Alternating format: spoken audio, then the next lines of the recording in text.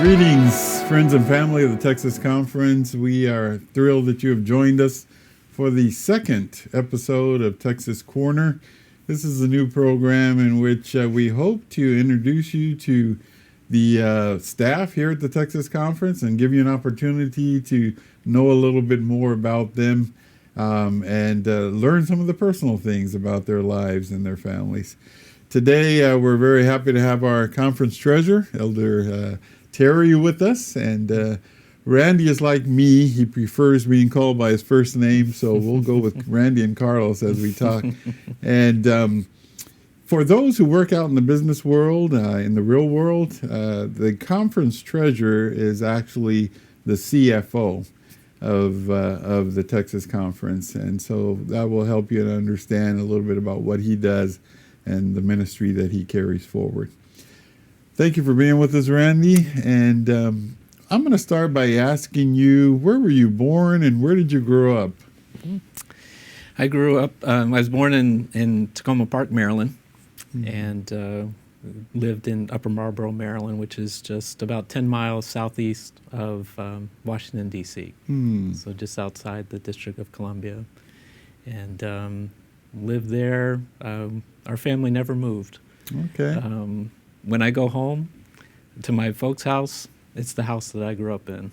Okay. And so they've lived there, never moved anywhere. They're very, my grandparents lived in the same houses. We're just not people that move around. Yeah. The family doesn't move. They're very stationary. Okay. What would you say is the biggest difference from living on the East Coast from living in Texas?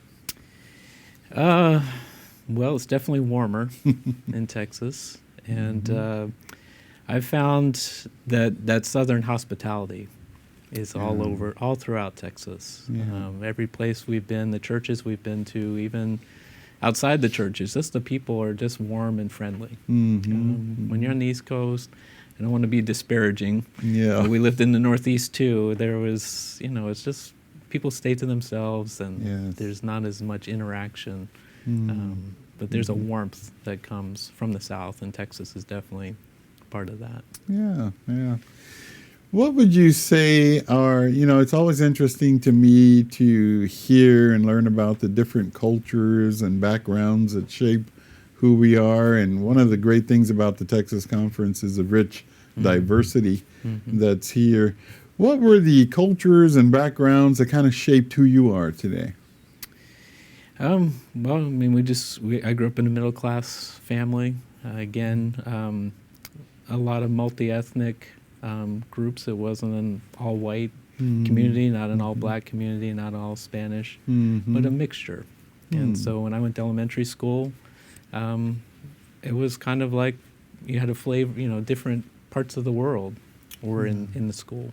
And so, at an early age, kind of learned an appreciation for other people's cultures, languages even, and how they were brought up. It was different than how I was, but it's something we could always learn from each other. Very nice.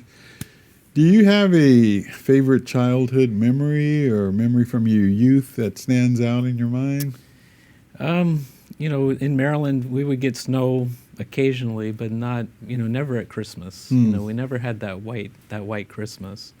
But there was one Christmas that my aunt took us up to Vermont, and we spent Christmas, and it was a white, I think that was the first white Christmas we had ever experienced, snow. It just kept snowing and snowing and snowing. Yeah. And I just remember that from that experience everybody talks about, we'd like to have a white Christmas. And just never have one, and now to see what it was like, it was neat. Yeah. For just for our viewers' information, give you a little bit of insight into who Randy is. He is the hardest working man in this building because he will work Fridays, he will work Sundays. He just puts in ungodly amount of hours, and he's always here in the books working with the numbers, and I'm glad it's him. Because if it were me, I would fall out. I'd faint with the numbers. But Randy's not only very good with numbers, but God has called him here to Texas to help us to be able to manage the finances in a very responsible way. But I'd like to ask you, Randy, what was it that kind of led you toward accounting and that type of work? Yeah, it was in high school, and senior as academy. I went to Shenandoah Valley Academy, and part of your senior year is about finding that career. Yeah. That you start thinking about, and of course you think about it all the way through. But that you're getting ready to graduate, you're going to go to college. What's your major going to be? Yeah. And I just remember going through that process, and fortunately accounting came before actuary. Because if you went alphabetically, accounting was one of the top items on there. And really, I didn't really know what accounting was. And it just sounded good. The description. When you read the description of what a job title is, and it's like, I like numbers. Numbers make sense to me, and it just kind of went from that. And then once I started school, college, and took that first accounting class, it was like, wow, it just clicked. And it's something, when you get to college, you get to study what you want. Yeah. It's not like you have choices, and you can choose, if you don't like English, you have to take some English, but you can focus on those, and business and the accounting classes just really, it just connected. It just picked it up really quick and just excelled at it in school. Yeah, well, certainly the Lord led you as he had a work for you to do for the church along those lines. Yeah. Now, you're a family man and happily married and have kids. And tell us a little bit about your family. Yeah. Well, my wife, Tamara, works for the Texas Conference as Associate Director of Communication. And we met at work when we were working at the Columbia Union Conference together when we had just gotten out of school. And so that's...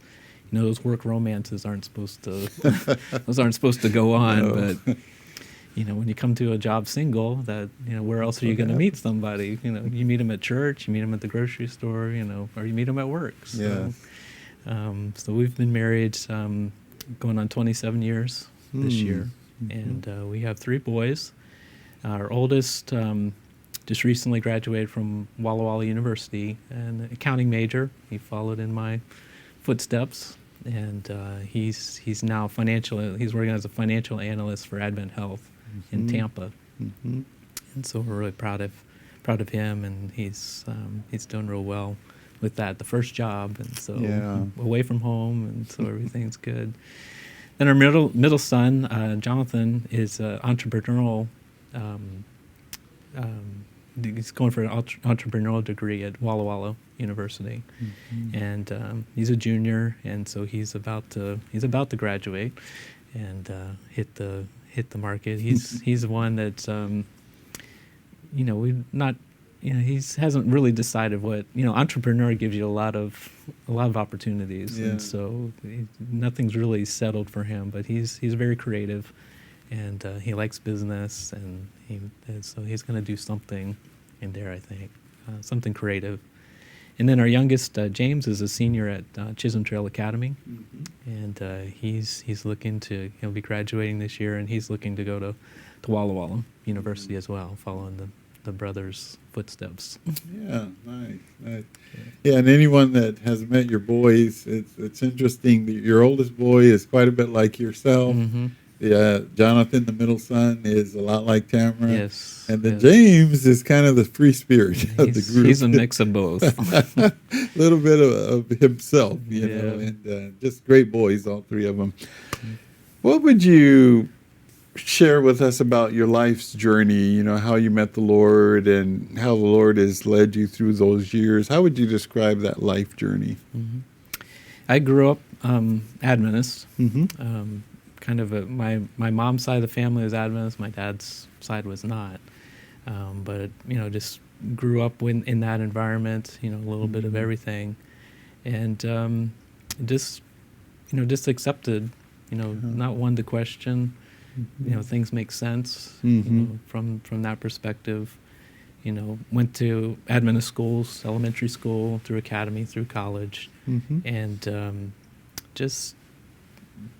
it just kind of a gradual thing. Once it becomes your own religion, it's not your parents' anymore. And I think that happened in the academy. Mm-hmm. You're on your own, so to speak, but you have choices that can be made. And so I gravitated towards the Vespers and the church, and being part of the activities of the academy life, and it just feels it's a natural fit. And it's just something that's comfortable. It's something that I believe. When you believe, and there's nothing that really comes to shake that belief that you accept what the Bible says, and God's our Savior, and that's enough. Yes, there's a lot of other stuff in there too, but that's the basics. If we accept Jesus as our Savior, that's all we can do. Absolutely. We mentioned at the beginning there that you are the conference treasurer, which is, for those that live in the real world, the CFO of this organization. Share with the viewers a little bit of what are the main things that you do as the Chief Financial Officer of the Texas Conference. Basically, all the financial operations of the conference come under my purview, responsibility. And obviously I have a lot of help. It's not all on my shoulders, but at the same time, ultimately, when the buck stops somewhere, that's here. So when things happen, whether it's at an elementary school, academy, local church, ultimately that's part of my responsibility to maintain that the use of funds, how to safeguard the funds of the church. And so that's the money, that's the property. And so, with insurance, making sure our properties are insured. So if a catastrophe happens, we have insurance that can cover those costs. So yeah, all the factors of the financial factors of the church. Of course, tithe is the base that we all work from, and so everything we focused on the tithe. That determines our budgets, that determines salaries, that determines how we operate, and so that's our main number we face as far as the budget's concerned. So we'll always say, is tithe up, is it down, where is it trending, where do we see that coming, and that just comes from the faithfulness of our members, as those tithes are turned month after month, and we see God's blessing. And it's that sacred responsibility that this tithe is God's holy money. This is a act of worship that the member has participated in. They're not giving money to the church. Right. They're not giving money to the conference. Right. They're returning their tithes to God. This is an act of worship. It's an act of trust that they've put. Yeah. And so there's a lot of and you take that with that's a high responsibility to how the funds are spent. And so I'm careful with how I spend my own funds, my personal funds, but it's a whole nother level when we're talking about God's money. Absolutely. And thank you for the conscientious, but more than that, the spiritual way in which you oversee the finance of the conference. It's gives us the ability to rest in peace at night, knowing that the finances of the conference are in such good hands. So thank you for what you do. I know that, last year, 2020, with COVID and everything that happened, we've thoroughly expected that we'd have a drop-off in income and resources with the conference, but the Lord blessed us, and we ended the year with a gain, which is just something that's incredible. And I'm not a numbers person, I'm not a finance person, but I was just shocked and in awe at what the Lord did for us. You and me both. I was shocked as well. And I know that you were even more shocked because you're a person that works with the numbers every day. Kind of, in a few words, just tell us what you felt when you saw how the Lord had blessed that way. Well, when COVID first started in March, we all got a little anxious because it's like we've never faced anything like this before. Our churches are closing, we can't worship together. what's going to happen to giving? Mm-hmm. You know, if people can't put their money in the offering plate. And so we fully expected, you know, a drop of anywhere 10, 15, 25%, Yeah. maybe 50%. Maybe we wouldn't get any funds coming in. Mm-hmm. And so, you know, a lot of prayer goes into that because there was nothing we could do. No. We couldn't do anything about it. But, you know, miraculously, you know, we had March was a low month. Yes. But after March, we had ever increasing Mm-hmm. funding coming in month after month. Mm-hmm. And a lot of that I would put, obviously, number one is God's faithfulness of his members. Yeah. You know, putting their trust in God that he Mhm. would take care of them, because they're going through all sorts of things. They're going through Mhm. sickness. They have family members who are sick. They are worried about their jobs. And, you know, the first inclination is, well, I better hold on to what I have Mm-hmm.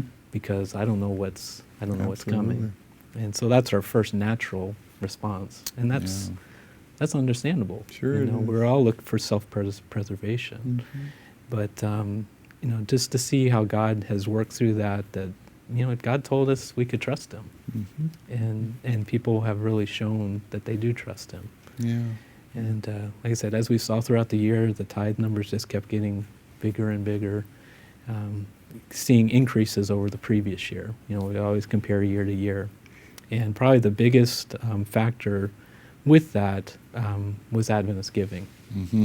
where members didn't have to be in the pew Right. to give their tithes and offerings. They could pull out their cell phone, Mhm. they could go on their tablet, they could go on their computer, and they Mhm. could still have that act of worship, Mm. that they could return their tithes and offerings, and they didn't have to be in the pew. And I think that's probably the innovative way that funds could still be processed Mm-hmm. without an open church. Now, there's other churches, you know, I've heard many stories, pastors would go around to the members, Yeah. and they would you know, the pastor would collect the tithe from Mhm. the members. They'd fill out their envelopes, and he would go through and pick them up, or Mm. they'd have drop-offs. I know one church created like a safety deposit box in their church where people could drop them in, you know, pull up the envelope and the drawer and drop it in. And so Yeah. our churches were very creative Right. in how to, you know, cognizant of, you know, the Lord's work and what needed to continue. Absolutely. And so just the innovative ways that people, Mm. you know, came up with, you know, on their own, and kind of a natural, you see a need and you do something about it. Mm. Yeah. God is good. Let me switch gears a little bit here and ask you a question that just came to mind. You know, all of us that have grown up in the church, and when I say grow up in the church, growing up in the ministry and serving in the church, in our walk with God, growing up. At some point in our life, we gravitate to, whether it's a person in the Bible or someone that God put in our path that has been a special mentor or source of learning and maturing. If you had to point to either a Bible character or someone that has been in your life that has been a specific source of inspiration, who would you point to? Well, I would, you know, people ask, well, where did you learn, you know, how do you learn how to be a treasurer? Yeah. Well, you learn from the people that are treasurers. Mhm. And when I first graduated from school, I started working for the church Mhm. right out of school. And the first treasurer was Don Russell Mm. at the Columbia Union conference in Columbia, Maryland. And he was, you know, just a steady person, and just kind of learned from him. And then I went to work for his son, Rick Russell, Mm. in the Chesapeake Conference, which is just a stone's throw away. Yeah. But Rick is the one who's really, you know, was that, you know, not focused necessarily, but I learned the most from. Mm. I learned the most, you know, how to handle certain situations. Mhm. And, you know, nothing, I mean, he doesn't set himself out to, so I'm going to let me show you how to do this. Yeah. You know, I learn from example. And so I observe people and I learn, you know, mannerisms. I learn, you know, how they say things. And I think he's probably the one that Yeah. shows up the most there. But as far as a Bible character, I would think Joseph. I think of Joseph. You go through things in your life and you're not sure why you're going through it, but yet you see it afterwards. You say, God, why did you move me here? Why are we here? And but you learn something from that experience that's preparing you for something else. And I think of that through Joseph, that everything he went through was preparing him for something else. Absolutely. And just God has a way of, he doesn't give you something that you're not prepared for. Right. You might think so. You get thrown, and when I was offered to come to Texas, it was like, oh, that's a big conference. That's way too big. God, what are you thinking? What are you thinking about that? But God does things that prepare you for the challenges that you're gonna face. Absolutely. There's a question I like to ask longtime Adventists, and all of us that have spent any time serving the church, we love the church. We love God, we love His people, we love the church. But if there was one thing that you could change about the Seventh-day Adventist Church to make it better, what would that be?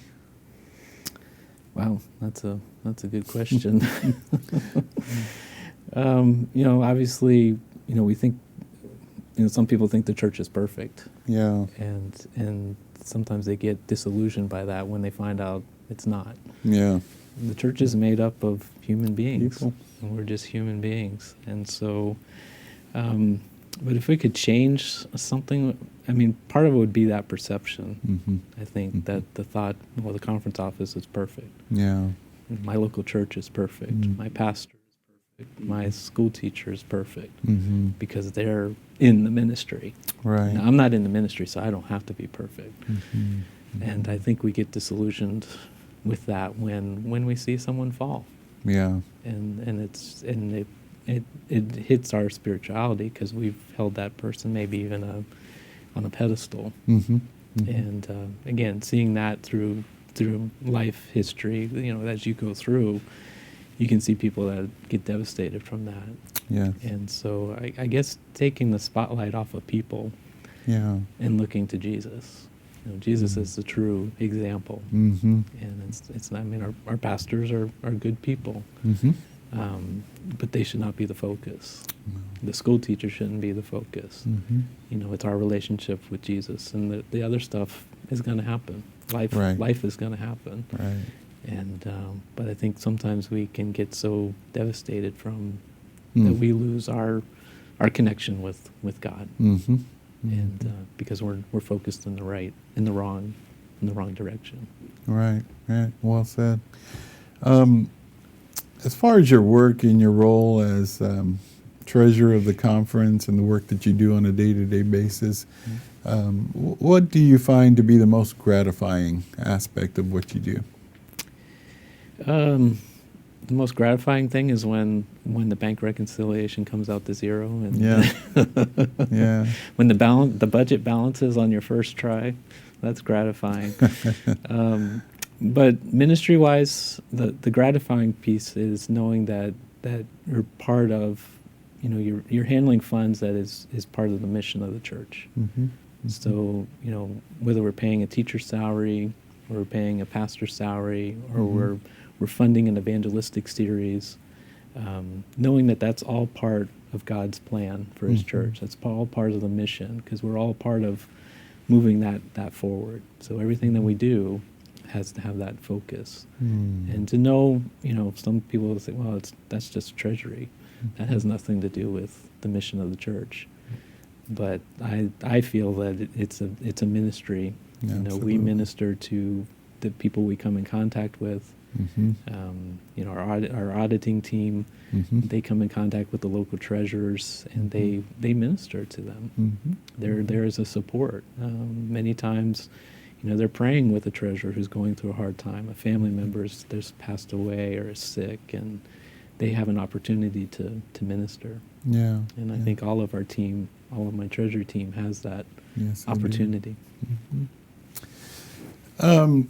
We talked a little bit about the difficult year that we went through last year, and this year, 2021, there is hope on the horizon, but we're not out of it yet. Right. What would you share with pastors and church leaders and school principals and school leaders about your vision as a Texas Conference moves forward through this pandemic, hopefully, and into a bright future? What would you share with church leaders? We're going through a budget deficit like we did last year, and going through COVID, and that combination could have been detrimental. Yeah. Just being a part of the mission, and doing more with less. Yeah. Trying to do more with less. One thing, if we don't learn anything from what we've been through, then we missed an opportunity. Right. And I see so many ways that we've been able to keep ministry going without doing it the same way we've always done it. With our executive committees, our finance committee meetings, we haven't met in person since March. We didn't even meet in March. Right. And then we started Zoom calls at that time, Zoom conferences, and we're like, oh, this is never, how can we do business? We have to be together. Yeah. But I feel like we've gotten more done. We've had better discussions. We've had more, I think we've had more time to kind of do things. People aren't rushed and feeling, oh, I got a 8-hour drive I got to do. They're thinking about that drive rather than maybe what's going on in the meeting. And I just see that we've learned, if we've learned things, that's our best approach. We can do things better. We can be more efficient. We can be more effective. And we don't have to spend money necessarily in all of these areas. And so that opens up other opportunities for us to spend it in other areas where we're not traveling all the time, but we're still able to connect with people. Absolutely. So it doesn't affect our, but it's still, you want to give somebody a handshake, you want to give them a hug, and that's that personal touch. It is different. It's not the same. Yes, it is. But to think that we had baptisms this last year. Incredible. Is amazing to me. You think the tithe is going to go down. I'm thinking we're going to have 0 baptisms. Yeah. We can't have meetings. We can't have baptisms. We can't be in person. But yet, obviously it wasn't our best year, but every life is, may not have been brought into the church if it wasn't done the way it was done. Yeah. And so just that, to try to learn something from what we've been through, not focus on what we're going through, but what can we learn from it. Absolutely. Yeah. To close our time together, Randy, when your time on earth is over, how would you like to be remembered? Oh, well, when I think about, I've been through many conferences through work. I've been transferred and all around the country. And I've always said, I want to leave it better than I found it. And to me, that's the same thing when I leave this earth. Yeah. I want to leave it better than I found it. Yes. And, I'm not one that's want to be remembered, you want to be remembered forever. You leave a conference, you're forgotten the next day that you've left, so you start on to the next one. And but yeah, to me, it's it's not about being remembered. It's just you're part of the journey. Absolutely. And if you help someone else along the way, then that's great. Very good, very good. Well, Randy, Terry, thank you so much for spending a little time with us, and I trust that the viewers, our friends and family of the Texas Conference, have gotten a little bit of a closer look at who you are and what you're about, and I hope they understand the importance of the ministry that you carry forward with finances, and may the Lord bless you in everything that you do, and thank you for what you do. Well, we're wrapping this one up, but our next episode, you've often perhaps wondered, who is the pastor of the pastors? The pastors pastor their congregations, their members. Who pastors the pastors? And so we'll be talking to that individual next time. Until then, May God bless you, and may you stay safe within the Lord's care.